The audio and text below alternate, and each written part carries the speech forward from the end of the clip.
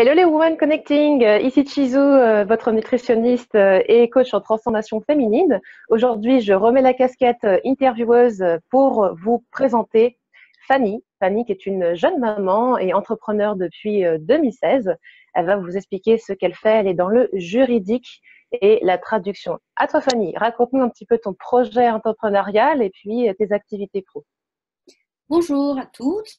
Donc, je suis effectivement une jeune maman. Je vis aux Pays-Bas et depuis les Pays-Bas, j'ai une micro-entreprise française et je fais principalement de la traduction donc dans le domaine juridique, tout ce qui est contrat de l'anglais vers le français. Et je travaille aussi du français vers l'anglais, mais en partenariat avec des anglophones, enfin des personnes de langue maternelle anglaise. Également, je donne des cours de droit à distance. Et depuis les Pays-Bas, puisque beaucoup de personnes sont ici anglophones, je donne des cours de français juridique à des personnes qui sont dans des institutions internationales. D'accord, très bien. Donc ça veut dire que ces cours, moi par exemple, qui n'ai jamais fait de droit, mais qui aurais besoin en tant qu'entrepreneur, je pourrais te demander des choses spécifiques? Oui, tout à fait. Par exemple, alors, comme je ne suis pas avocate, je n'ai pas le droit de faire du conseil juridique, c'est-à-dire que je ne peux pas répondre à un cas particulier Mhm. pour résoudre un problème que tu aurais dans ton entreprise. Par contre, si tu me demandes une formation sur comment rédiger un contrat, je peux t'apprendre à rédiger un contrat et à faire attention aux différentes clauses auxquelles voilà, il faut prêter attention pour éviter les problèmes. Donc ça, si tu es calé dans le juridique français et donc des Pays-Bas, c'est ça? Voilà, de juridique français, alors purement français, puisque j'ai fait une thèse de droit à l'université de Rouen, et je suis calée aussi en droit international, puisque ma thèse portait sur les relations entre, lorsqu'il y a un procès, en particulier dans l'Union européenne. Pour tout ce qui est relations internationales, j'aide certaines entreprises à faire attention à certains points pour ce qui différencie de leurs relations classiques internes. Bien, dis donc, il y a de quoi faire. Et puis ça, je pense que ça va intéresser beaucoup de monde parce que les Women Connecting ont un réseau vraiment européen, international qui se développe pas mal. Donc voilà, on a Fanny avec nous, c'est super. Merci Fanny. Fanny, j'ai vu aussi que tu étais auteure et youtubeuse. Alors tu as des activités de création comme cela. Qu'est-ce que tu abordes Alors, sur ta chaîne et dans toujours le droit, tes œuvres? pardon. Toujours le droit, en fait, j'ai une vraie passion pour le droit et pour les langues. Alors, auteur dans le domaine juridique principalement, puisque j'ai écrit des livres de droit, alors à destination plutôt des étudiants, même si j'envisage d'écrire un livre sur les baux d'habitation en France, puisque j'ai participé avec la Commission européenne à un rapport sur les baux d'habitation français, mais je l'avais écrit en anglais et cette fois-ci, je voudrais écrire en français sur le sujet. Et sur YouTube, j'ai deux chaînes. Une chaîne qui concerne des aspects juridiques plutôt pour les étudiants maintenant. Au départ, j'avais créé que cette chaîne. Et j'ai créé une seconde chaîne vraiment pour les entrepreneurs il y a quelques semaines où je partage des informations, par exemple comment déposer sa marque ou quelles sont les obligations comptables en micro-entreprise ou voilà, des informations juridiques Très, générales. très utile. Ça va être très utile. Et alors cette année, est-ce que tu as des projets particuliers? Parce que là, toi, tu travailles à la maison, tu élèves ta fille en même temps, parce que j'ai cru comprendre que le système de crèche était un petit peu différent aux Pays-Bas. Est-ce que tu as pour objectif donc de rester à la maison, d'avoir une équipe, d'avoir un cabinet? Comment ça se passe? Alors, j'ai un très très gros projet et c'est la première fois que j'en parle, donc ce sera peut-être pas hyper clair parce que c'est le début. Là, je suis en train de monter le business plan. Je voudrais créer une plateforme juridique euh, nationale et internationale avec trois volets. Un volet pour les étudiants, donc ça, je ne peux pas forcément vous l'expliquer, c'est pas le plus intéressant pour le groupe.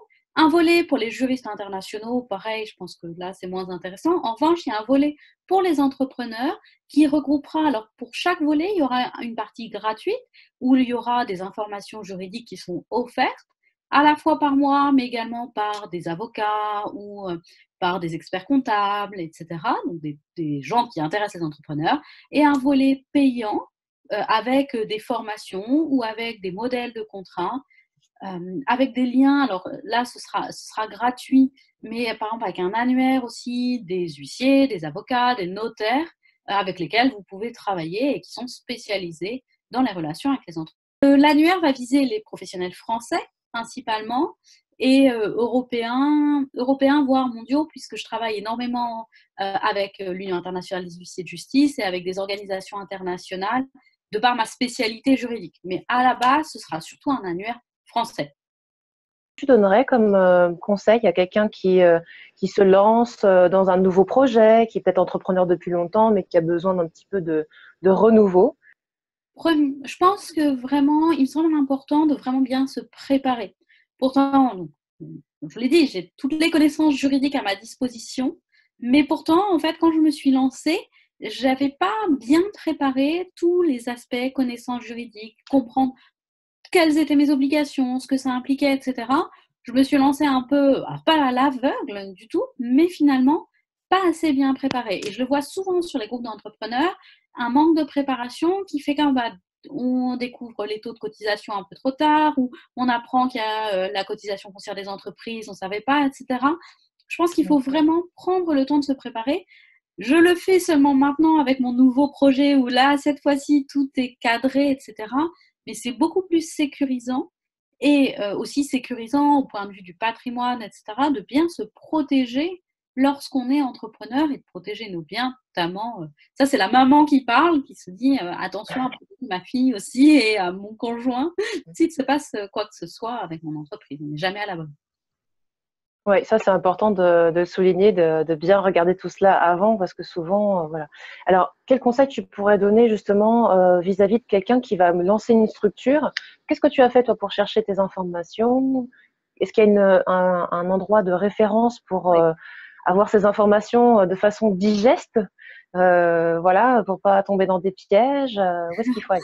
La première chose, je dirais ma chaîne YouTube, mais évidemment, moi, je vais chercher aussi les informations ailleurs. Le site internet Service Public est une mine d'or. Alors, c'est pas toujours facilement accessible, mais globalement, la plupart des informations sont écrites de façon très claire.